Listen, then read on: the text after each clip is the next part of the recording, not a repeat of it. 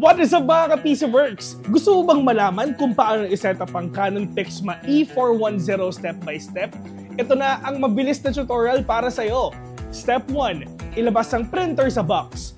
Kasama sa package ang power cord, USB cable, ink cartridges, and quick setup manual. I-connect ang power cord and i-on ng printer and buksan ang ink cartridge cover. Step 2. Alisin ang lahat ng orange tapes at packaging materials bago ilagay ang tricolor cartridge sa kaliwa at black cartridge sa kanan. Take note that this is non-CISS or non-refillable. Then, isara ng maayos para mag-lock. Step 3. Ikabit ang USB cable mula sa printer papunta sa laptop or desktop. Madedetect ito ng PC, pero kailangan mo pa rin i-install ang driver. Step 4. Buksan ang browser at pumunta sa Canon support page. Hanapin ang PIXMA E410 at i-download ang driver na tugma sa iyong operating system. Available ito para sa Windows at macOS. Pagkatapos ma-download, i-run ang installer and sundin lang ang on-screen instructions hanggang matapos.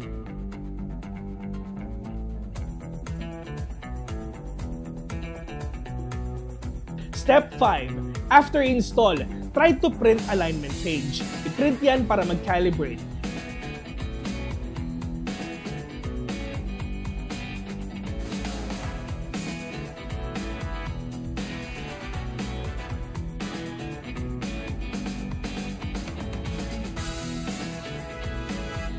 After that, open any document, then pumunta sa file, then print.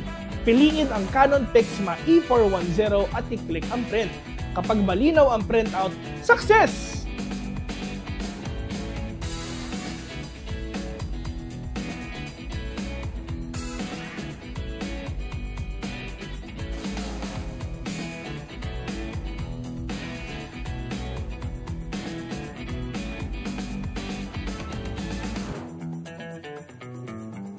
At hindi lang printing, kaya rin itong mag-scan and mag-copy. Ilagay lang ang document sa scanner glass and pindutin kung black or color copy.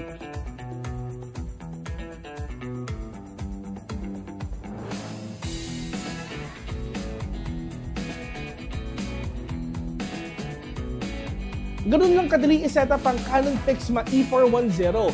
Alam nyo na, for all your tech needs, buy it only at PCworks.